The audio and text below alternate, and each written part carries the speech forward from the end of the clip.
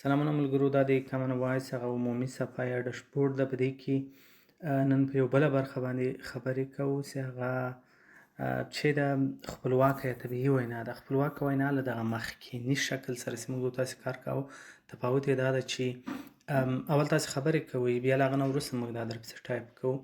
نو دا کولی شئ تاسې خپلې کلیوالي لهجه وکاروئ، خپل کلیوالي اصطلاحات وکاروئ او هر ډول چې مو زړه وي هغه وکړئ. یو بل دلته محدودیت هم د خبرو نشته، تاسې تر 5 دقیقې پورې د یو سوال اړوند خبرې کولی شئ. دا څه ډول ده؟ تاسې هغه عمومي ډشبورډ نه هم راتلای شئ، مخصوصو لینکونو نه هم راتلای شئ. دلته موږ او تاسې وبښئ، زه به دغه قلم راواخلم. موږ او تاسې مخکې جملې ولولئ، دا برخه درلوده. او اوس دغه یوه بله برخه ده چې دې ته څه وایي، پوښتنو ته ځواب ورکړئ. موږ راځو په همدې باندې کلیک کوو. دلته له مخکې څخه پوښتنې لیکل شوي دي او تاسې راځئ همغو پوښتنو ته ځواب وایاستئ. مثلا ستاسو په نظر آیا اوسنی نسل د طبیعت لکه غرونو، سیندونو، دښتو قدر کوي لکه پخوانی نسل که یې نه کوي؟ پوښتنه تاسې واخیستله، سر مو پرې خلاص شو، نو راسئ لیکچر شروع کړئ. کولی شئ چې مثلا په 5 دقیقې، 2 دقیقې، 3 دقیقې کې ځواب ورکړئ. راځو مثلا بله پوښتنه ګورو. ستاسو په نظر کوم اروپایي هېواد غوره ده که د چکر لپاره ځئ؟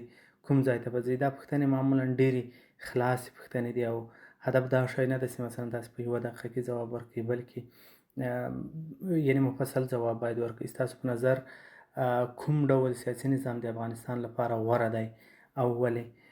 دلته تاسې باید دغه جمله ونه وایاستئ، بلکې په د دې سوال لپاره ځواب ووایاستئ. او بیا بله برخه هم لرئ چې بیا ورباندې خبرې کوو. یعنې مثلا دلته واورئ، ما ځینې پوښتنې ریکارډ کړې، ځینې به نورو هم ریکارډ کړې وي. کولی شئ تاسې دا واورئ، خپله د تاسې ورته متوجه کېږي چې دغو پوښتنو ته څه ډول ځوابونه ویل شوي دي، په ډېره عامیانه لهجه باندې یا که څوک معیاري لهجه وایي، یعنې په ډېر طبیعي شکل باندې. طبیعي په دې معنا چې څنګه ستاسو خوښه ده، څنګه تاسو غږیږئ هماغسې وغږیږئ. او بیا مثلا دا واورئ او داسې کله اورئ تاسې دا ټرانسکرایب کوئ، یعنې لیکئ، خو دغه لیکل باید د ځینو معیارونو مطابق وي. هغه معیارونه به موږ وروسته شریک کړو. چې داسې اوس موږ ضرورت لرو هغه دا ده چې موږ دلته 100 پوښتنې لرو. که 100 کسان د 100 پوښتنو ته هر یوې ته ځواب ووایي، مثلا 5 دقیقې، 2 دقیقې، 3 دقیقې، موږ به یو ښه د طبیعي وینا ډیټا سیټ هم ورسره جوړ کړو.